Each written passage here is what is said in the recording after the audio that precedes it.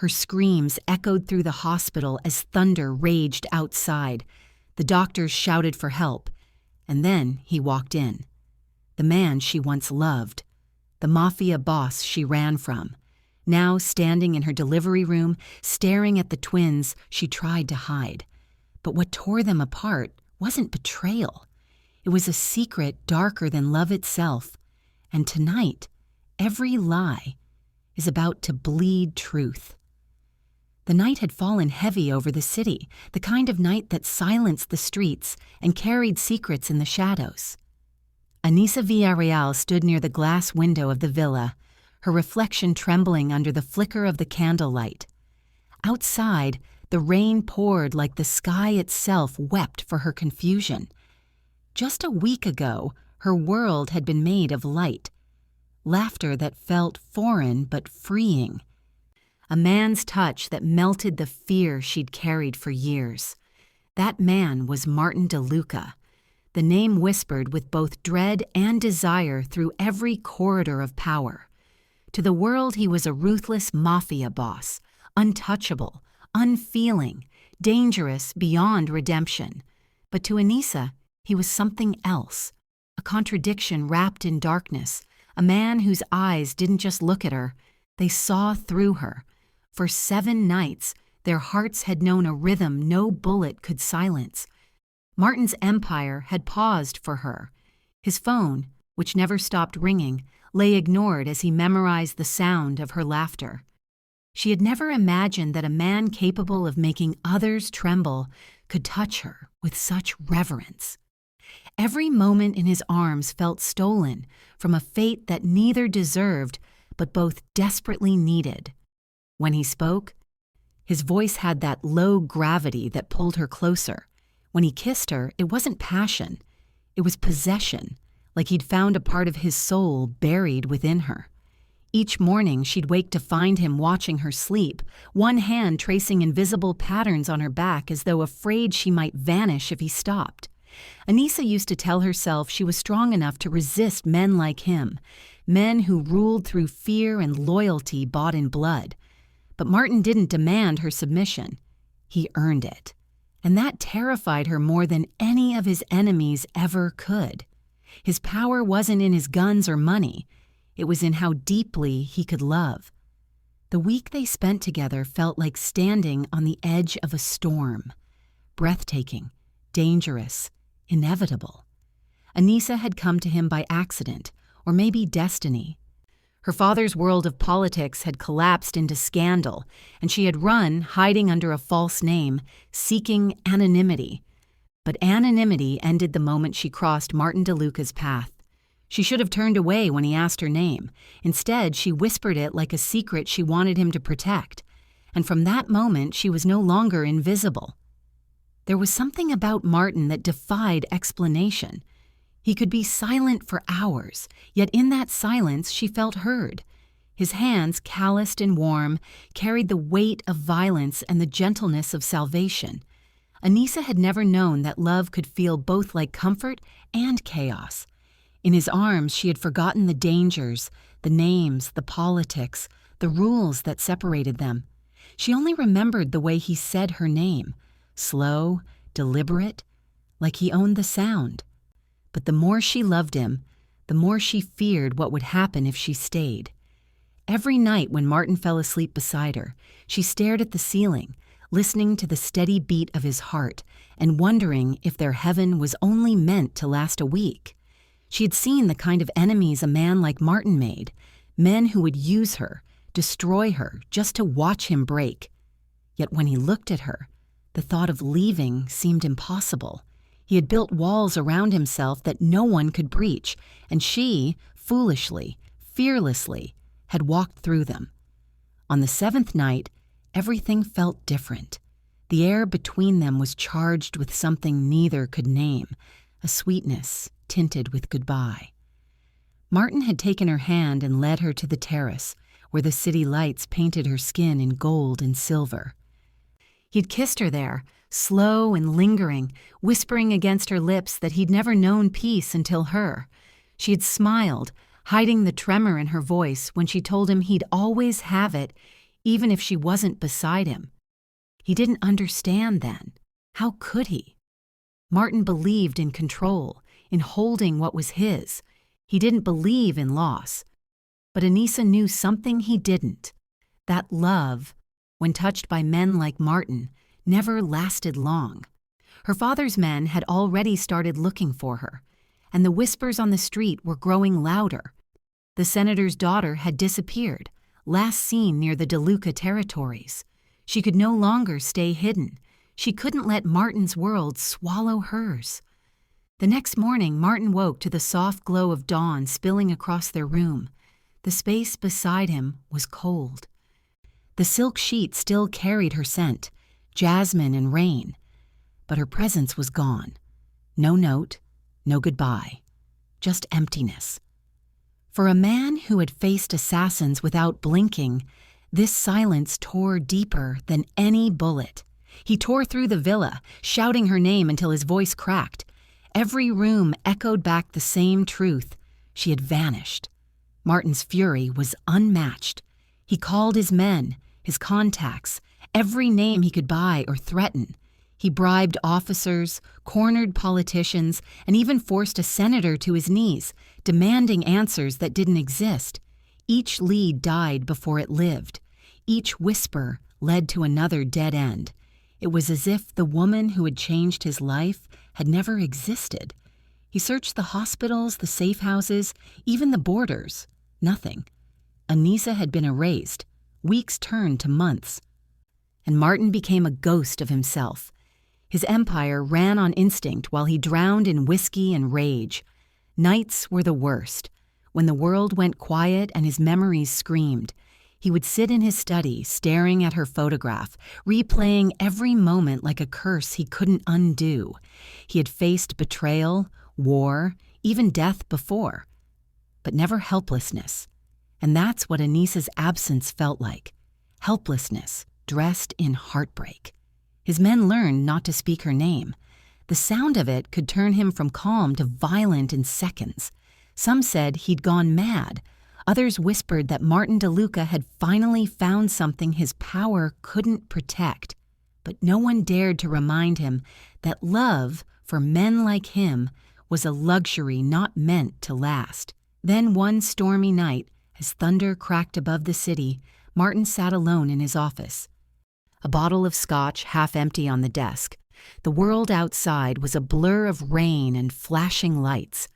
His phone buzzed once, an unknown number flashing across the screen. He almost ignored it, until a trembling female voice spoke. "Is this Mr. DeLuca? I'm sorry, I dialed the wrong number." He was about to hang up when she continued, her voice rushed and panicked. "The patient's name is Anissa Villarreal. She's in active labor. We need—" The glass slipped from his hand and shattered on the floor. For a moment he couldn't breathe. Every muscle in his body went rigid as her name echoed through the static. The nurse's voice faded, replaced by the roaring in his ears. Anissa, labor, hospital. His heart pounded like a war drum. He gripped the phone, his voice raw. "Repeat that name," he demanded. "Villarreal." "Anissa Villarreal," the nurse stammered, confused. "Who is this?" But Martin had already hung up. For months he had believed she was gone. Now she was alive and giving birth. His mind raced through timelines, through memories of the week they'd shared, 7 nights, her sudden disappearance, the way she'd cried the night before she left. The truth hit him like a bullet. She hadn't just left him. She had left with something that belonged to both of them. Outside, the thunder grew louder, and Martin rose from his chair, eyes blazing with renewed fire. He didn't bother with a coat or an explanation. He walked through the storm, through the gates, through the life he had built, all for the woman who had both healed and destroyed him. Somewhere in that city, the only woman he'd ever loved was bringing life into the world. And he didn't know if that life was his redemption or his punishment. But one thing was certain. Martin DeLuca was done searching in shadows. He was going to find her, and when he did, the truth would either save them or ruin them both. The storm had not eased when Martin's car roared through the streets, tires slicing through the floodwater. Lightning flashed across the sky like an omen, illuminating his clenched jaw, his eyes sharp with fury and fear. The city blurred around him, lights, sirens, and shadows, but none of it mattered. The only sound that reached him was the nurse's trembling voice replaying in his head. Anissa Villarreal is in active labor. Each repetition tore through him, equal parts terror and disbelief. The hospital loomed ahead, its sterile walls glowing under the flicker of emergency lights. Security guards at the entrance stepped forward, but before they could speak, Martin pushed through with the force of a man who didn't understand the word stop. "Sir, you can't," one began, but the glint in Martin's eyes made him step aside. His coat dripped rain onto the polished floor as he stormed past the reception desk, his boots echoing down the corridor. Nurses scattered out of his path, whispering his name like a warning. Everyone in the city knew who Martin DeLuca was. No one dared to block him now. When he reached the maternity wing, the sound hit him. A woman's cry, broken, desperate, raw. It was her voice. His heart clenched as he followed it, his breath coming faster. The door to the delivery room flew open under his hand, and the sight before him froze his world. Anissa lay on the bed, drenched in sweat, her hair clinging to her pale face.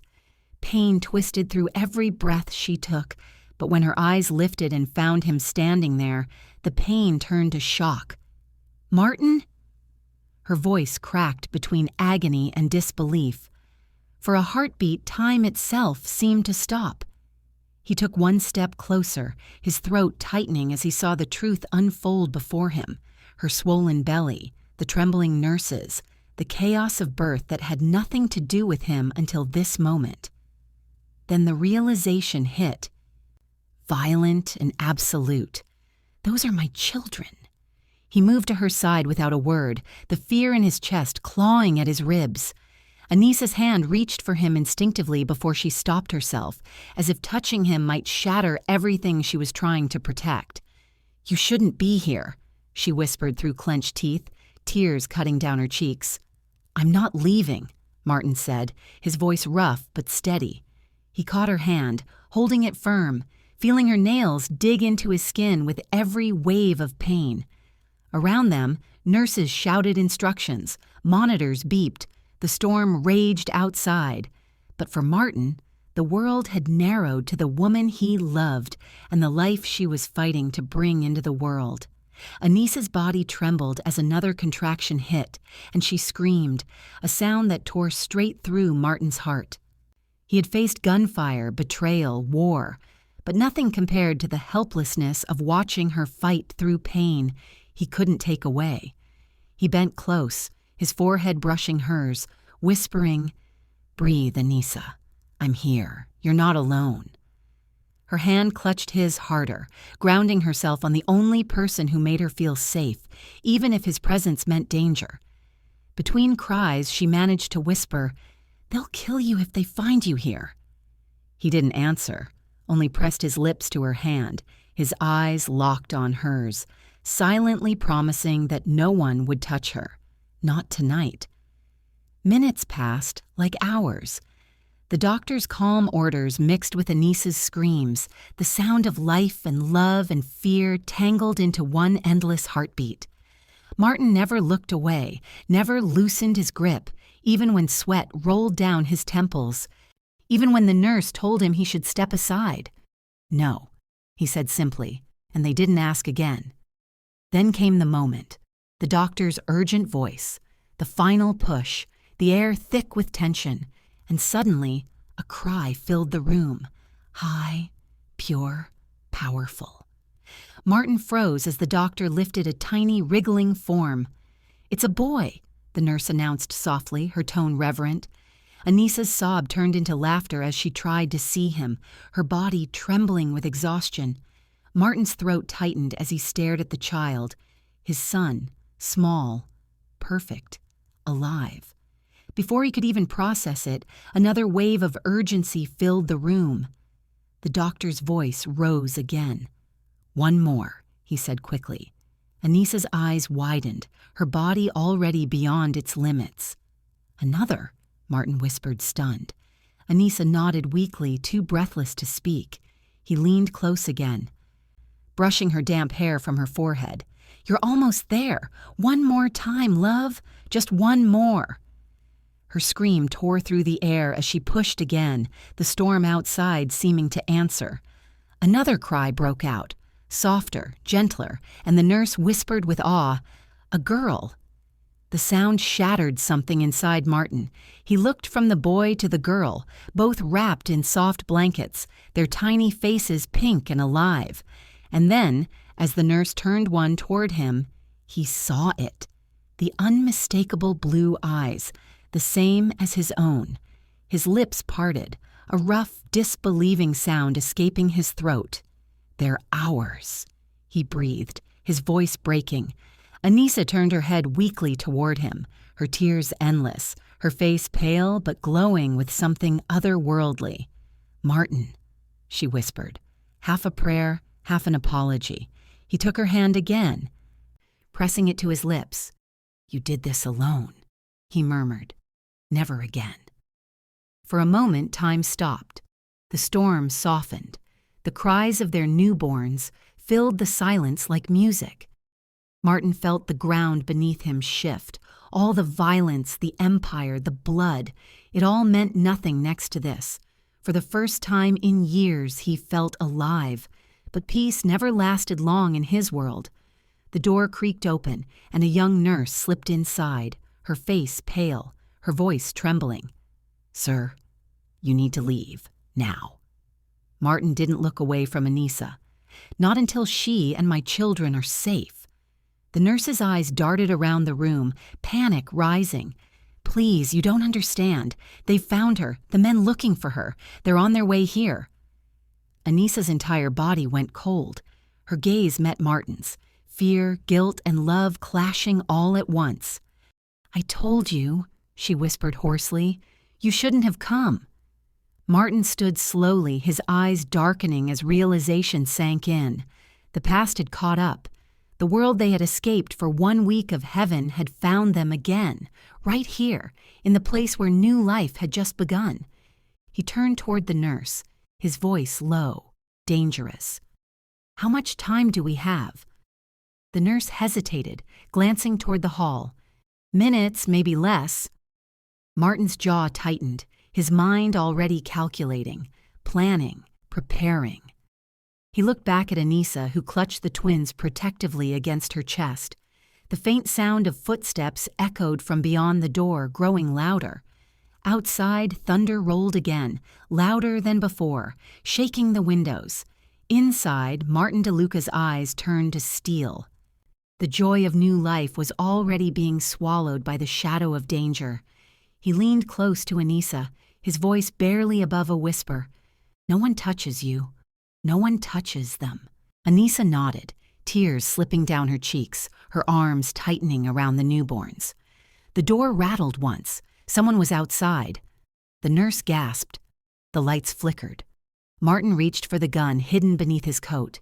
His expression was calm now, almost cold, the transformation from lover to protector complete. And as the first crash sounded from the hallway, boots, shouts, chaos, Anissa's heart stopped. She looked up at him one last time, her voice trembling. "Martin." He didn't turn. "I know."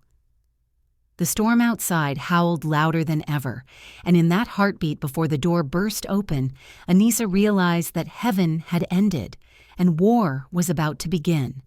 The door burst open with the violence of a thunderclap, the storm outside bleeding into the chaos within.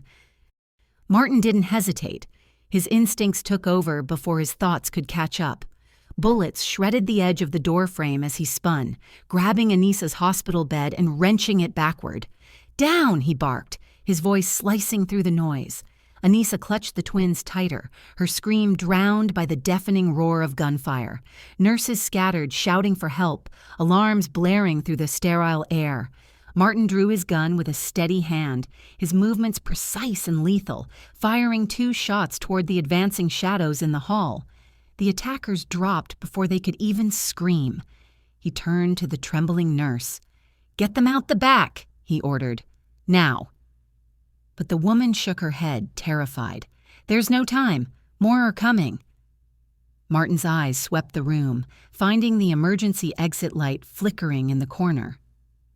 Without another word, he lifted Anissa, her fragile body trembling from exhaustion and pain, and cradled the newborns against her chest. The sight of her clinging to those tiny lives ignited something primal in him.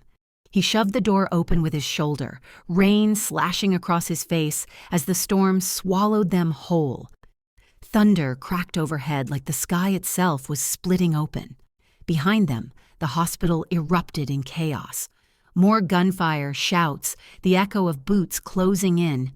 "You shouldn't have come," Anissa gasped, her voice breaking as he hurried through the alley. "They'll kill you if they know." Martin didn't answer. His jaw was set, his eyes burning with rage and fear. "If they're after you, they already know," he growled, scanning the dark streets for movement. "Now tell me, who the hell is they?" Anissa shook her head weakly, her soaked hair sticking to her face, her tears mixing with the rain. "Please, Martin, not now. Just drive. Please." Her words trembled with desperation, not defiance. He wanted to press her, to demand the truth that had been tearing through him since the moment he saw her in that bed. But the sound of approaching sirens made the choice for him.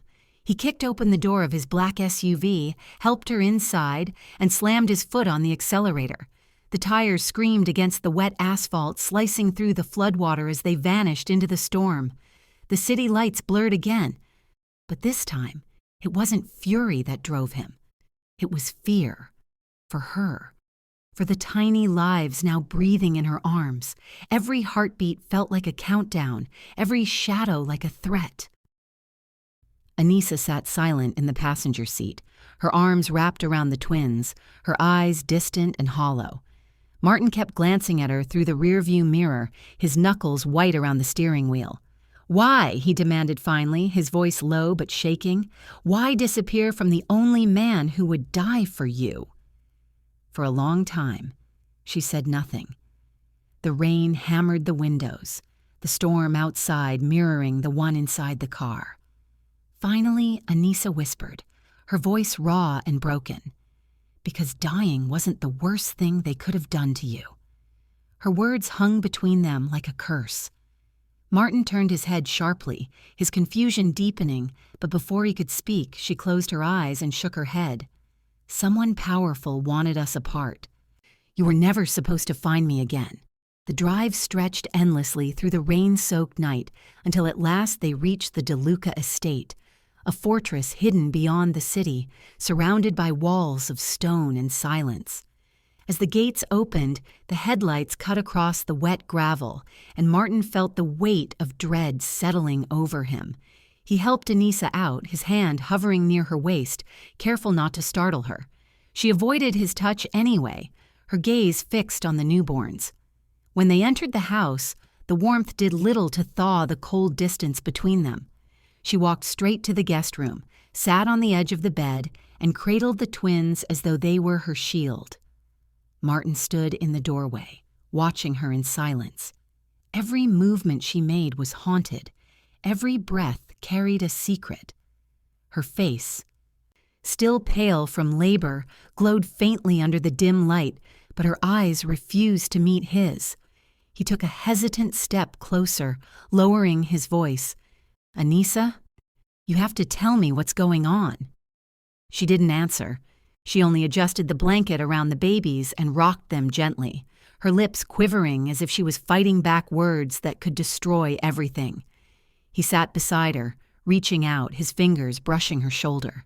She flinched violently, her body tightening as though his touch burned her. Martin froze, pain flickering across his face.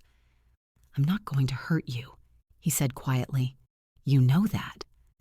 Her head lowered, a single tear falling onto her hand. "That's what makes it harder," she whispered, barely audible. The silence between them thickened, heavy with things unsaid. The twins stirred softly. their tiny sounds filling the room with fragile warmth. Martin stood and walked to the window, staring out into the night. The rain still fell, relentless, blurring the view of his empire. The city he ruled, now feeling more like a cage. His reflection stared back at him, a man torn between power and love, between fury and heartbreak. "Who did this to you?" he muttered, more to himself than to her. Behind him, Anissa finally spoke, her voice trembling. "Someone you can't fight." Her words struck like a blade. He turned slowly, eyes narrowing. "You know that's not true," he said, his tone sharp, but Anissa's expression didn't change. "Not this time," she whispered. She looked down at the twins, brushing a tear from the baby girl's cheek. "If he finds out about them—" Her voice broke before she could finish. Martin crossed the room, crouching in front of her. "Who is he?" he demanded softly but firmly. "Tell me who did this." But before she could answer, his phone buzzed sharply on the table. The sound sliced through the moment. He glanced at the screen, an encrypted message flashing across the black glass. It was from his right-hand man, Adam. Only one line glowed in the dark. "I told her to stay away from you, or she wouldn't survive." Martin's blood ran cold.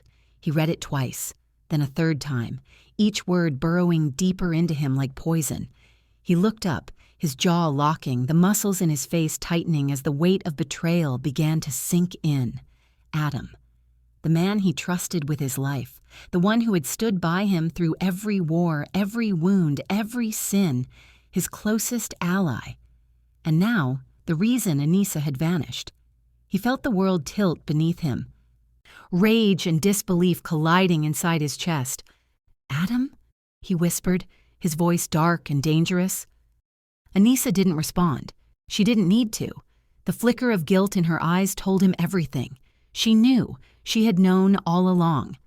He stepped back, his hand trembling as he clenched the phone. The rain outside grew heavier, pounding against the glass like a warning. Anissa's voice broke through the silence, weak but resolute. "He said he'd kill you, Martin. He said if I stayed, he'd make me watch you die." She looked up at him finally, her eyes brimming with pain. "So I ran. I thought disappearing would save you." Her words should have softened him, but all Martin felt was the rising tide of fury, not at her, but at the man who dared to threaten what was his. He took a slow breath, his voice barely above a whisper. "He's going to regret ever saying your name." The tone in his voice was colder than the storm outside, a promise, not a threat. Anissa's tears spilled freely now, her heart breaking at the look in his eyes. "Please don't," she began, but he cut her off. "You think he can touch me?" he hissed, his calm unraveling. "You think he can take you from me again?" He turned away, his fists tightening at his sides, veins straining against his skin. The room felt smaller, the air heavy with coming violence. Anissa tried to stand to stop him, but her body was too weak, her voice too soft. "Martin, please," she whispered, but he was already gone, walking toward the door, his silhouette framed by lightning. Outside, thunder cracked once more, echoing through the walls of the estate. Anissa clutched the twins close, her heart pounding, knowing the war she had tried to escape was about to begin again, and this time it would be between men who once called each other brothers. Martin's car engine roared to life in the distance. The storm had not yet passed, and neither had the danger. Inside the room, Anissa rocked her children and prayed silently for a peace she knew would never come. And far from the house, in a shadowed corner of the city, Adam watched his encrypted phone screen flicker. A message sent, a line crossed, and a reckoning fast approaching. The night wasn't done. It had only just begun. Dawn broke through the storm, but its light brought no calm. The DeLuca estate stood shrouded in mist, its windows reflecting the wreckage of a sleepless night. The silence inside was suffocating, heavy with rage waiting to explode. Martin hadn't slept, not even blinked. He sat in the dim light of his study, a glass of untouched whiskey sweating on the desk, his jaw locked as he stared at the encrypted phone, still displaying Adam's message. "I told her to stay away from you, or she wouldn't survive." The words pulsed like a curse in his mind. He had trusted Adam with his empire, his life, his loyalty. And now the man had touched the one thing Martin couldn't lose. Outside the study door, heavy footsteps echoed down the marble hallway. Two of Martin's guards dragged Adam between them, his wrists bound, blood on his lip, but his eyes steady. He didn't resist. He didn't plead. When they shoved him into the study, Martin rose slowly, every motion controlled, like a storm held by sheer will. "Leave us," Martin ordered. The guards hesitated. They could feel the tension in the air, the violence that hung unspoken. But one look from him was enough. The door closed with a dull thud. For a moment, neither man spoke. The ticking of the clock filled the space between them, each second sharp as a knife. Adam stood tall despite his restraints, his jaw set. Martin circled him like a predator measuring its prey. Then, without warning, he slammed the barrel of his gun against Adam's chest, pressing it hard enough to make him wince. "You betrayed me," Martin hissed, his voice low but burning. "After everything we built, after everything I gave you, you betrayed me for her?" Adam didn't flinch. Instead, he smiled, not with arrogance but with bitterness. "I saved her." His voice was calm, too calm for the moment. "You think you were her salvation, Martin, but you were the reason she was running." The words sliced through the air like broken glass. Martin's hand trembled against the gun, but his aim never faltered. "Say that again," he warned, his tone deadly. Adam met his gaze. "Her father ordered her to disappear," he said, each word deliberate. "Senator Villarreal wanted his daughter far from a killer like you. He knew what your enemies would do if they found out who she loved." Martin's breath hitched. The revelation struck him like a punch to the gut. Anissa's father, the man who had shaken his hand in public, who had smiled for cameras while condemning him behind closed doors. It made too much sense, too much pain. But the look in Adam's eyes told him there was still more, something deeper, darker. Martin gritted his teeth. "You think that justifies you lying to me? You think it makes you a savior?" He cocked the gun, the metallic click echoing through the study. But Adam didn't look afraid. Instead, his expression softened, a trace of sorrow flickering in his hardened eyes. "I loved her too," he whispered. The words froze Martin where he stood. For a heartbeat, he couldn't breathe. The rage he'd been feeding all night twisted into something colder. Betrayal layered upon betrayal. His hand shook, and his finger almost tightened on the trigger. "You what?" Before either man could speak again, the door creaked open. Anissa stood in the doorway, her face pale, her body weak from the night before. The twins slept upstairs under guard, unaware of the storm about to break beneath the same roof. Her eyes darted from Martin to Adam, confusion and fear warring inside her. "What are you doing?" she whispered.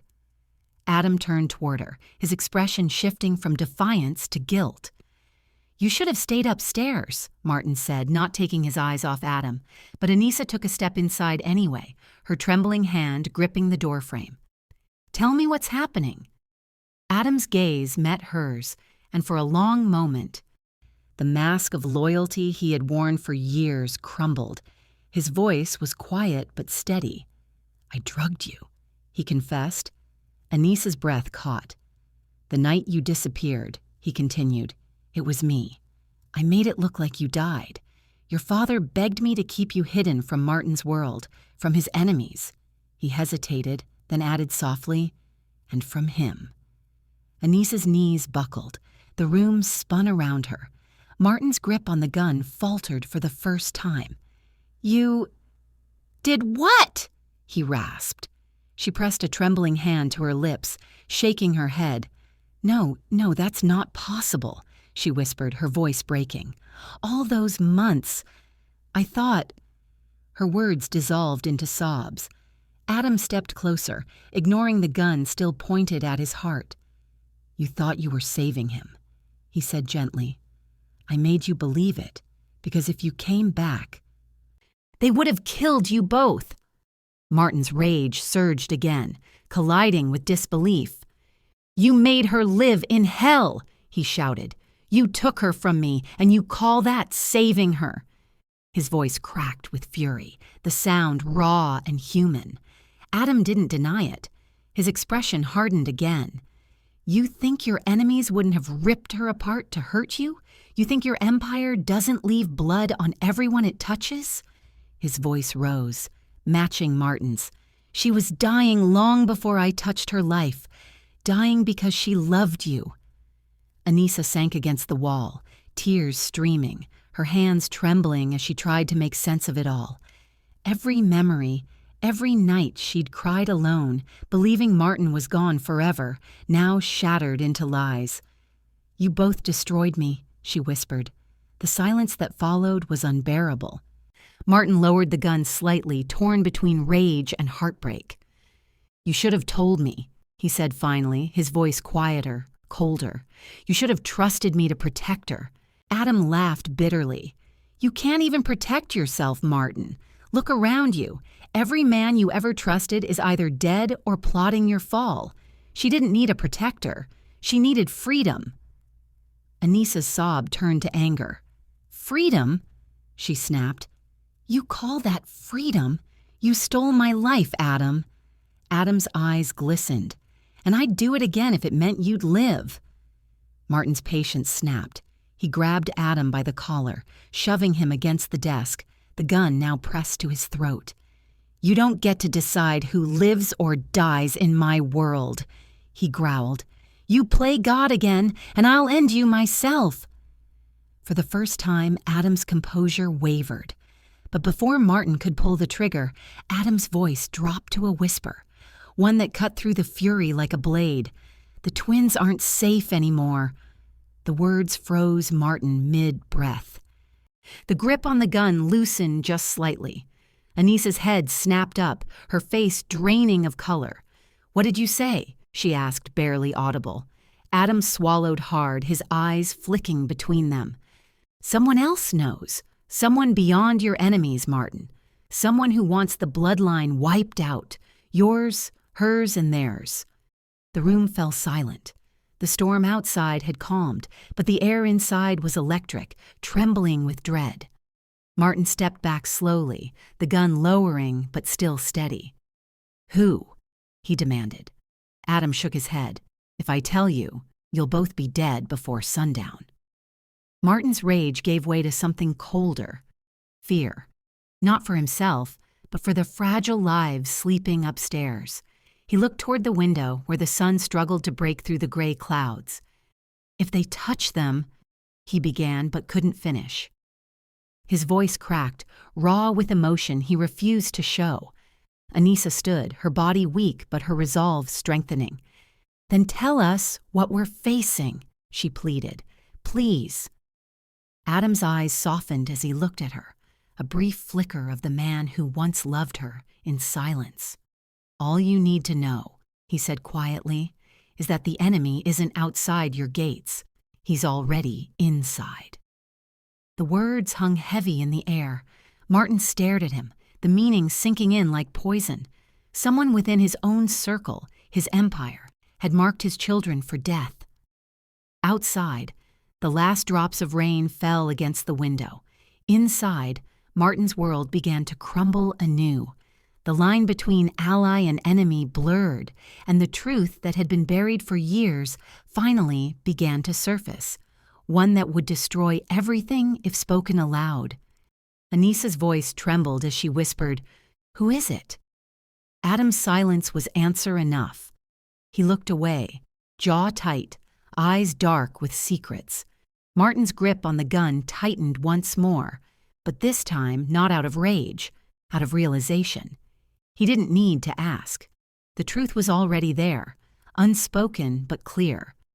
The storm outside had passed, but inside the DeLuca estate, a darker one had just begun.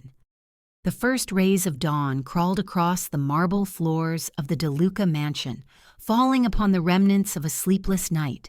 The air was heavy with the scent of gunpowder, the faint metallic tang of fear still lingering from the confrontation in the study. Martin hadn't closed his eyes once.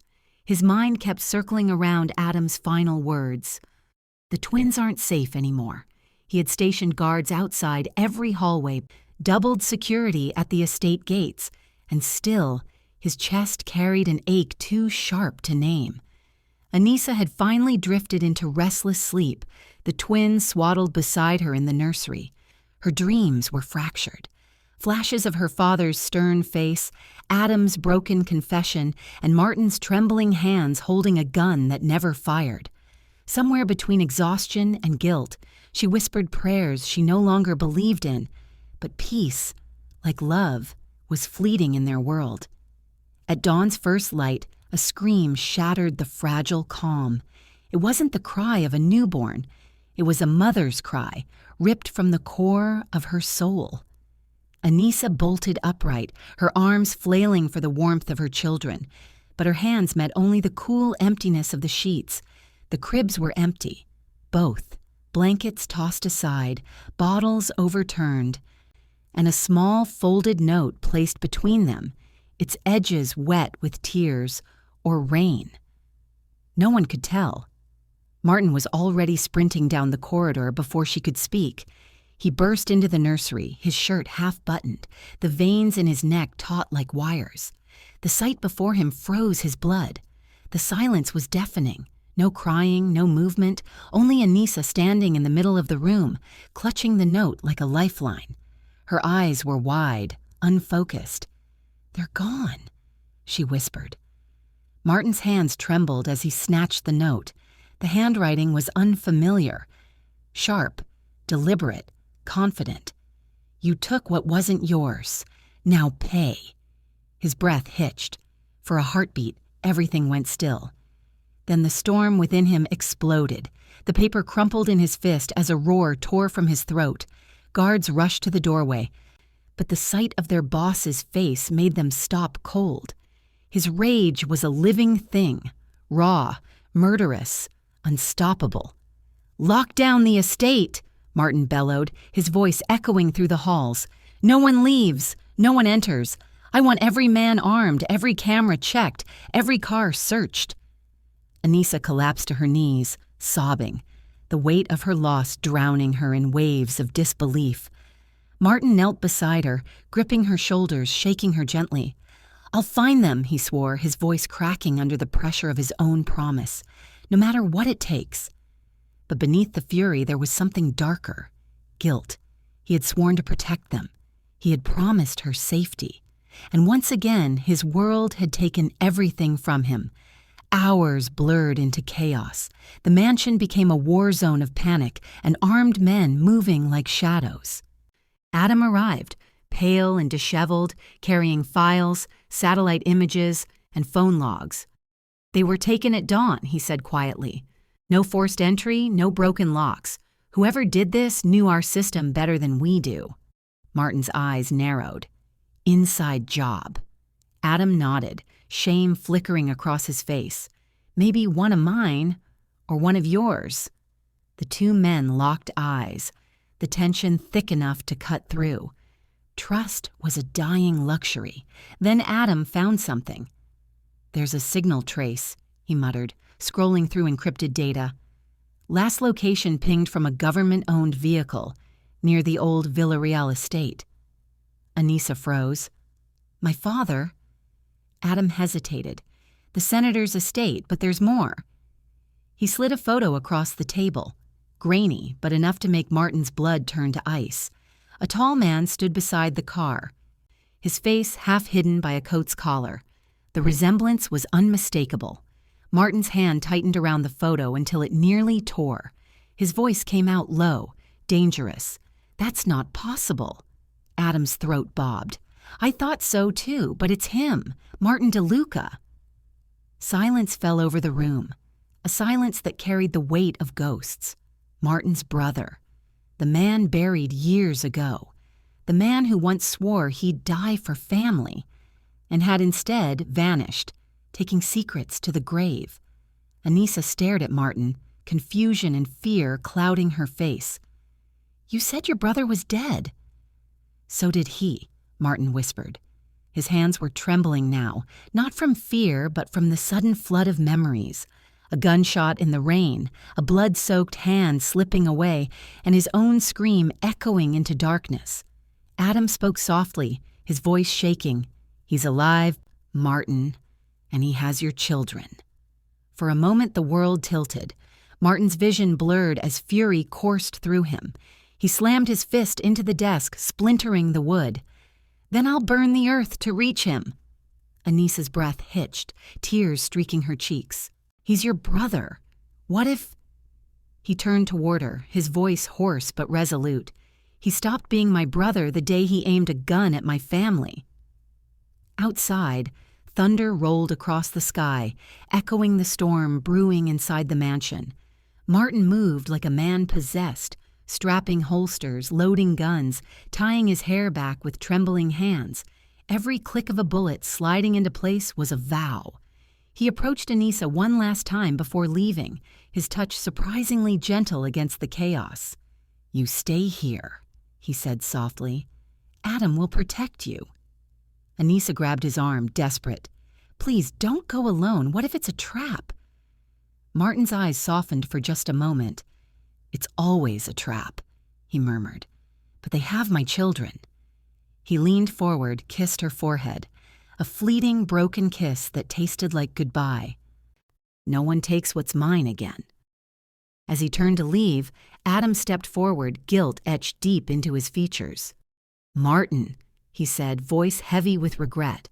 "If Martin's behind this, you're not ready for what he's become." Martin didn't look back. Neither is he. He strode out into the dawn, rain beginning to fall once again, washing the blood from the night before off the marble steps. The sound of engines roared to life as his convoy pulled out of the gates, black cars slicing through the mist like blades. Inside, Anissa sank to the floor, clutching a tiny baby blanket left behind. She pressed it to her chest and whispered through tears, "Bring them home, please." But outside, as the horizon burned red with sunrise, a single figure watched from afar. A man with the same blue eyes as Martin, a faint scar running down his cheek, and a cruel smile curling across his lips. Martin DeLuca lowered his binoculars and turned to the shadow standing beside him. "He's coming," he said quietly. The shadow replied, "Then let him. This time he'll bury himself." And as the wind carried the sound of distant thunder, Martin's car vanished down the road, straight into the trap his brother had been setting for years. The war for blood and betrayal had begun. The road stretched ahead like a ribbon of darkness, slick with rain, as Martin's convoy cut through the misty dawn. Every muscle in his body was taut, every nerve screaming alert, yet his mind was consumed by the same thought. His children were in the hands of a man he had once called brother.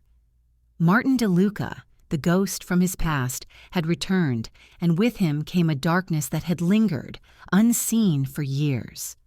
Martin's hands gripped the steering wheel as though it were the last anchor to reality, and his eyes never left the rearview mirror, scanning for shadows, traps, anything that might hint at the first strike. He didn't know where Martin had hidden the twins, or whether Anissa had survived, but he knew one truth that burned hotter than the storm around him. No one, not even blood, would stop him from retrieving them. Anissa, shaken from the floor where she had collapsed moments ago, clutched the soft baby blanket against her chest, her fingers trembling as her heart thudded with every echo of distant explosions. The roar of engines had already vanished into the horizon, leaving a silence heavier than the storm clouds above. Her body ached, her mind raced, and yet even in that frail state, she understood the magnitude of what had just happened. Martin had driven straight into a trap, a deliberate snare laid by the only man in the world who could rival his obsession. Her thoughts tumbled over themselves. The whispered words Martin had spoken to her months ago, the promises of protection, the veiled threats. And now she realized with gut-churning horror that every step Martin had taken had been walking toward a ghost, a brother long thought dead, a phantom of betrayal and power whose cruelty now had no limits. Meanwhile, on a ridge overlooking the DeLuca estate, Martin DeLuca watched the black convoy shrink into the distance, his expression unreadable in the shadows. His blue eyes, so much like Martin's, were cold, calculating, yet laced with an unrelenting malice. The faint scar on his cheek caught the rising sun. A mark of battles survived and victories savored. Beside him, a shadowed figure spoke softly, almost reverently. "He's on the road, brother." Martin's lips curved into a thin, cruel smile. "Let him come," he murmured. "Every step he takes will lead him deeper into my world. Every heartbeat he has is a countdown to his destruction." His hand brushed over a set of monitors, tracking every movement, every signal, the twins' last known location blinking like a pulse of life within his command center.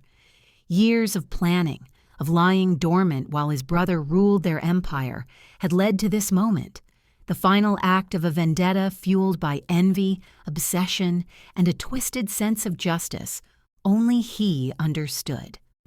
Back at the estate gates, the first explosion tore through the morning air. Martin's car was thrown violently into the side, metal twisting, glass shattering in a cacophony that made hearts stop. Flames engulfed the vehicle, licking upward, devouring everything in their path. Martin's body was thrown violently, the seatbelt straining, the roar of fire and destruction mingling with the screams of alarms. But even amidst the chaos, a part of him refused to surrender. His instincts, honed over years of surviving war, betrayal, and death, surged. The sound of cracking glass, the hiss of fuel igniting, did not break him. It sharpened him. Somewhere in the smoke, the faintest sound reached his ears, the distant piercing cry of a baby. It was so faint he might have imagined it, yet the sound rooted him to one unshakable truth. The twins were alive, and that was all that mattered. Anissa staggered to the doorway, shielding her eyes from the sudden burst of light as Martin's car erupted in fire. Her mind reeled. Had he survived? Could he survive? And yet, through the thick smoke of panic, she heard a different sound, the faint wails of her children, muffled but undeniable. A surge of hope and terror collided within her chest. She clutched the blanket closer, whispering frantic prayers as she imagined Martin being trapped, burned, lost forever. And in that moment, the very air seemed to pulse with impending doom, as though the storm outside the estate had followed them inside, a mirror of the chaos in her soul. Martin DeLuca, observing from afar, did not allow satisfaction to settle within him just yet.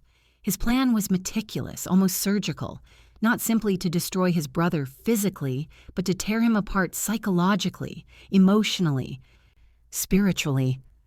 "I'm going to make him watch them live my life instead of his," he whispered into a secure line, his voice carrying the venom of years buried under fake loyalty, false love, and unspoken grievances. Every smile, every cry, every breath they take will remind him of what he cannot protect. He will feel helpless, as I did.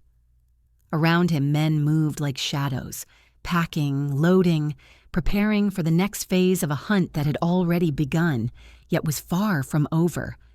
The mansion trembled faintly as the shock wave from the explosion reached the gates. Anissa fell to her knees again, her hair damp from rain and sweat, her body trembling uncontrollably. Tears streamed down her face as she imagined Martin fighting against impossible odds, knowing that if he survived, the next confrontation would be even deadlier. Yet, buried under terror, there was a flicker of defiance. He would not die. Not for his children, not for her, not for the empire he had built. Somewhere in the ashes of that inferno, the resolve hardened within him, turning every ounce of fear into a weapon, every heartbeat into vengeance. Meanwhile, in the streets below, Martin's car lay smoldering. Smoke curled in black spirals, and yet, from within the wreckage, movement could be seen. A glint of steel, a flash of blue eyes that mirrored Martin's own. Martin had survived, though badly wounded, crawling from the debris with the raw, primal determination of a man whose world had been stripped away. Pain radiated through his body, fire searing his skin, yet he rose, driven by one purpose alone: to find Anissa and the twins before the shadows that haunted him could claim them. Each step was agony, yet each step carried him closer to the confrontation he both feared and craved. Anissa, holding the blanket to her chest, glimpsed movement in the distance, the haze of smoke revealing Martin emerging from the inferno, battered, bloody, but alive. Her heart leapt and shattered simultaneously. She ran to the gates, ignoring the rain and debris, tears blinding her, shouting his name. "Martin! Martin!" The wind carried her cries, blending with the echo of distant thunder, merging into one deafening roar of despair, hope, and longing. Martin watched from the ridge, his expression twisting into rage and frustration as he realized that his trap had not claimed the man it was meant to destroy. He slammed his fist against the railing, fury sparking in his veins. "No matter," he hissed. "He has no idea what comes next. He has no idea how deep my reach goes. Soon, everything he loves will burn before him." His words were a promise, a threat, a curse, carried on the wind. The sky darkened once more, clouds rolling in as if nature itself sensed the war about to ignite. Smoke, fire, screams. And the cries of the newborns painted a world suspended on the edge of chaos. Martin's body, scarred and bloodied, pressed on through the storm. Anissa clutched the blanket tighter, her arms trembling, heart racing. Martin DeLuca smiled in the shadows, knowing the game had only begun. And somewhere in the distance, the faint, desperate cries of the twins echoed, a haunting reminder of the stakes, life, love, and family dangling on a knife's edge between vengeance and salvation. The war had begun.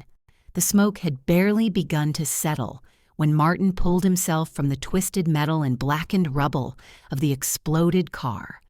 Every breath was a razor against his lungs, every movement a searing pain that shot through his burned arms and torn clothes. Yet he did not stop. Blood ran in rivulets down his face, mixing with the rain, the sweat, the grime of survival, and he felt more alive than ever. Determination consumed him, raw and unrelenting as he staggered toward the estate, the flames behind him licking the night sky like angry spirits, the heat pressing at his back, urging him forward. Every heartbeat screamed the same message. His family, his wife, his children were still inside, and no fire, no bullet, no shadow could take them from him. The estate's gates were scorched, the once pristine marble steps fractured under the force of earlier explosions. Martin's boots crunched over broken glass and debris, his eyes scanning every flicker of shadow, every movement in the periphery. Guards who had survived the initial blast now stood in the halls, weapons raised, faces frozen in fear and awe at the sight of the bloodied, relentless man approaching. He did not hesitate, did not pause. Blades flashed, guns roared, and Martin moved like a tempest incarnate, his fury and grief fusing into a single unstoppable force. Each guard who lunged for him was cut down with precision, born of survival instincts honed over decades of war, each movement a deadly dance that left smoke and chaos in his wake. Through the thick veil of fire and ash, he glimpsed her, Anissa. She was trapped behind shattered glass panels, kneeling on the floor, her hands wrapped desperately around the tiny bodies of their twins. Her eyes, wide with terror and disbelief, locked onto him, and a scream ripped from her throat. "Save them!" The sound cut through the roar of flames and gunfire, a dagger straight to Martin's heart. His chest heaved as he raced toward her, ignoring the fire, ignoring the collapsing beams above. "I won't leave without you," he bellowed, his voice carrying the weight of love, rage, and an unyielding promise. Every second stretched into an eternity as he hurled himself forward, smashing through debris, fire reflecting in his storm-colored eyes, every thought singular: protect them, survive, strike back. Then he saw him, Martin DeLuca, emerging from the shadows like a phantom made flesh, his gun trained steadily on Anissa's chest. The faint scar along his cheek caught the firelight, a cruel grin twisting his lips. "She was mine before you took her," he snarled, voice cold and venomous, full of the satisfaction of a predator, confident in its trap. Martin's chest tightened, rage igniting a storm within him. He didn't hesitate. Muscle memory, pain, instinct, and fury combined as he lunged forward, firing first. The gun's report rang out, sharp, deadly, echoing through the walls as flames danced higher. But then came the unexpected. Adam, bleeding from a wound he hadn't noticed in the chaos, staggered into view.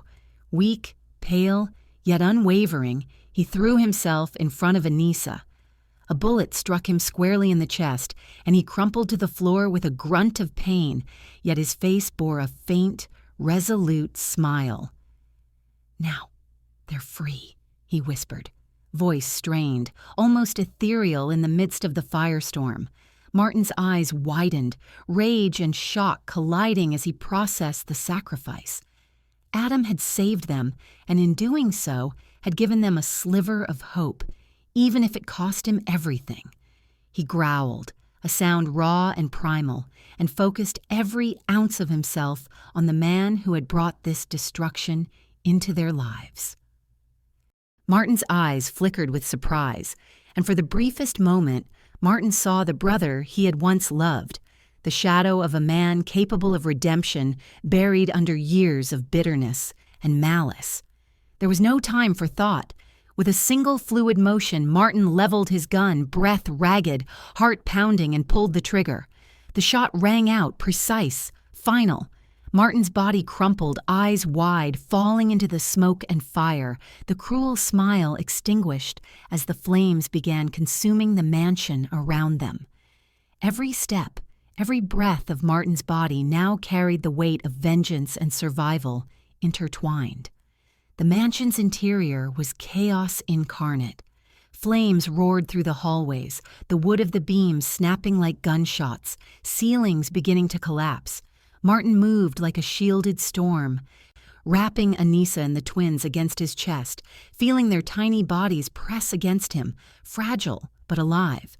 The heat was intense, singeing his hair and clothes, smoke filling his lungs, but he did not falter. Each step forward was measured, careful, yet urgent, as the mansion threatened to crush them under its own destruction. Dust, fire, and debris cascaded down, yet he pressed on, his eyes burning with a single unshakable thought. They would survive. Anissa clung to him, sobs mingling with the roar of flames. Her tears left streaks of soot across her face, her arms shaking with fear and adrenaline. "Martin, they're going to—" she began, voice cracking, but he silenced her gently, pressing a finger to her lips. "I've got them," he whispered fiercely, eyes never leaving the path through the inferno.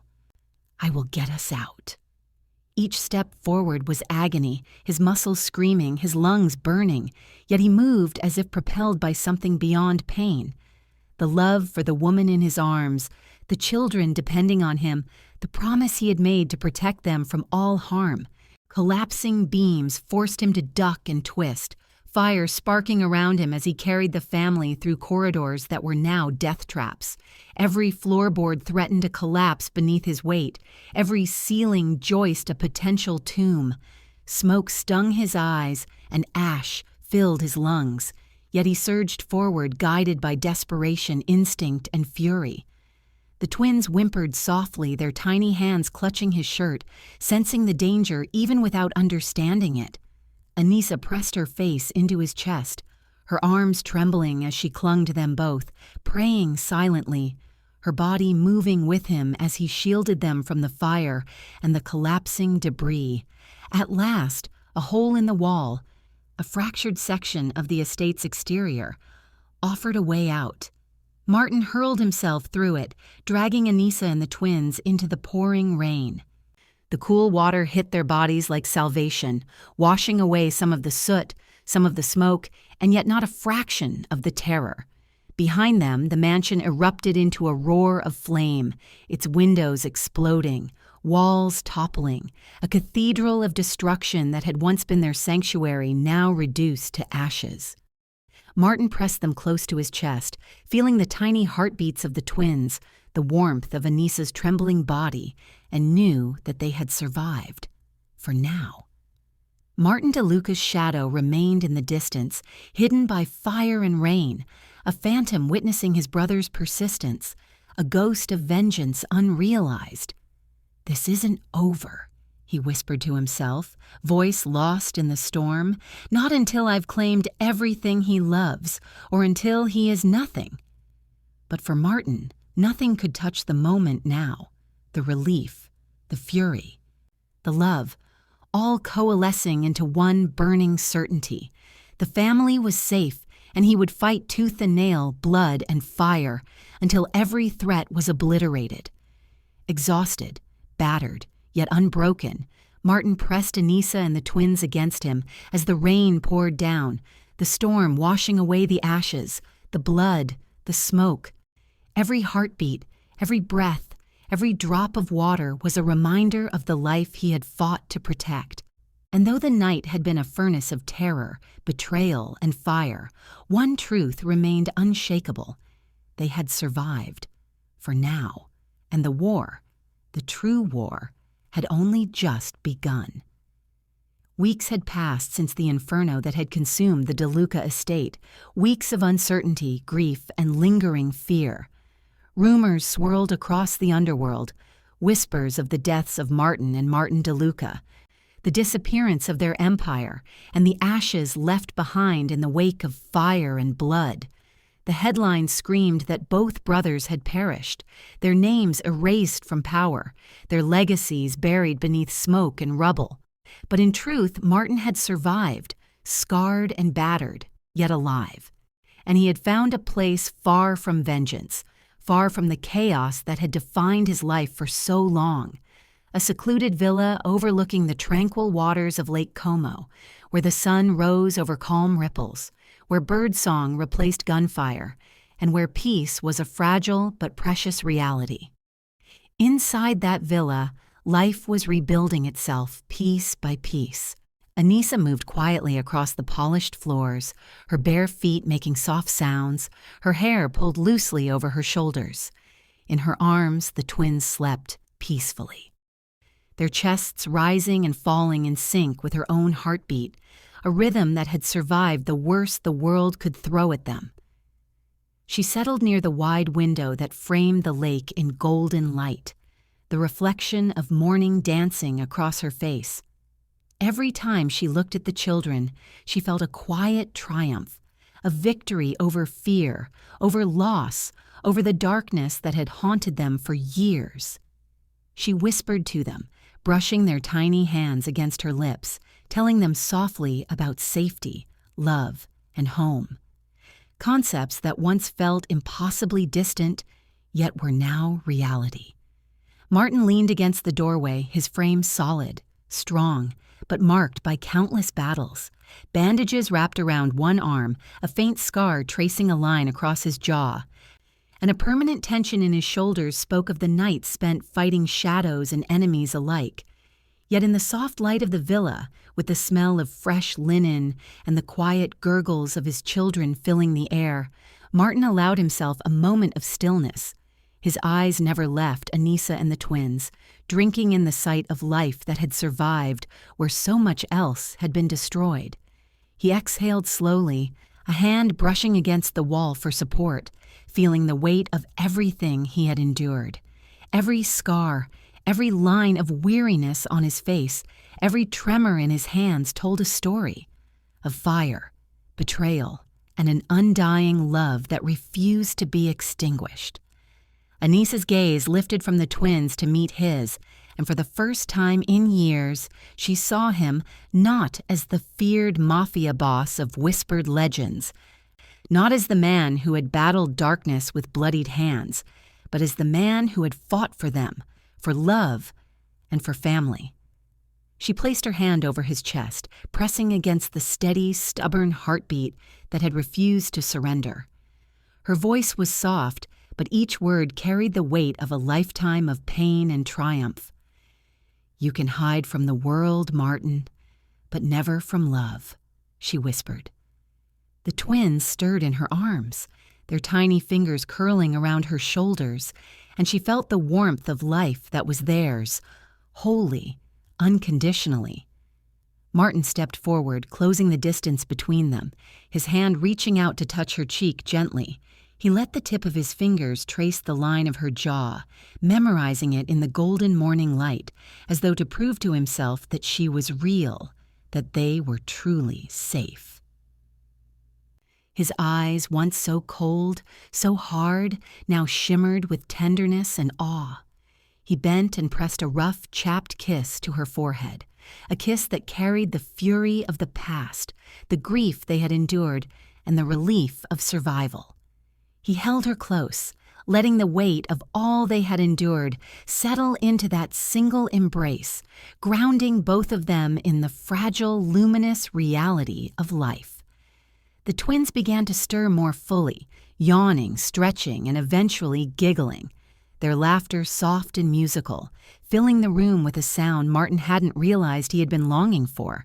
He lowered himself onto the floor beside Anissa, letting them crawl against him, their tiny hands exploring the scars on his arms and chest, his face lighting up in a rare, unguarded smile. Every scar, every line, every mark of battle told them stories in silence, stories of survival, courage, and relentless love. Anissa leaned against him, the weight of her own exhaustion and relief melting into his arms, her eyes closing briefly as she inhaled the comforting scent of his jacket, now no longer tinged with smoke or blood, but with the promise of peace. Outside, the sun climbed higher over the serene waters of Lake Como. Birds flitted across the sky, their wings catching golden light, a stark contrast to the devastation that had marked their past. Inside, the twins began babbling, tiny voices competing with one another, calling for attention, for love, for reassurance. Martin chuckled, a sound he hadn't allowed himself in years, a mixture of disbelief, relief, and joy. Anissa laughed softly in response, the sound delicate, yet full of a quiet strength, and for a moment time seemed to stop, stretching endlessly in this new, safe haven they had carved out together. Martin held Anissa's hand in his, their fingers intertwined, each touch a testament to the bond that no fire, no betrayal, no brotherly betrayal, no underworld vendetta could break. "We survived," he murmured, voice low but filled with conviction, his thumb brushing over her knuckles in a silent vow. "I promised you, and I've kept my promise. Nothing will take us from each other again." Anissa leaned her head against his shoulder, tears glinting in her eyes, not of sorrow but of triumph, relief, and the pure, unfiltered joy of finally being home. The twins' laughter grew louder, filling the room with echoes of life untainted by past horrors. Martin lifted one child into his arms, spinning him gently, eliciting squeals of delight, while Anissa rocked the other, whispering words of love and security, every movement, every glance, every gentle touch spoke of healing and reclamation, of a life that had been fought for, a love that had endured the fire, and a family that had emerged from the ashes stronger than before. As the sunlight poured through the villa's large windows, reflecting off the water beyond and bathing the room in gold, Martin and Anissa sat together with the twins nestled between them. There were no enemies here, no traps, no shadows of betrayal. Only the warmth of home, the certainty of love, and the unbreakable bond they had forged through fire and blood. Martin pressed a kiss to Anissa's temple, inhaling her scent, feeling her heartbeat match his own, slow and steady now, and whispered softly, "We are alive, and this time, nothing can touch us."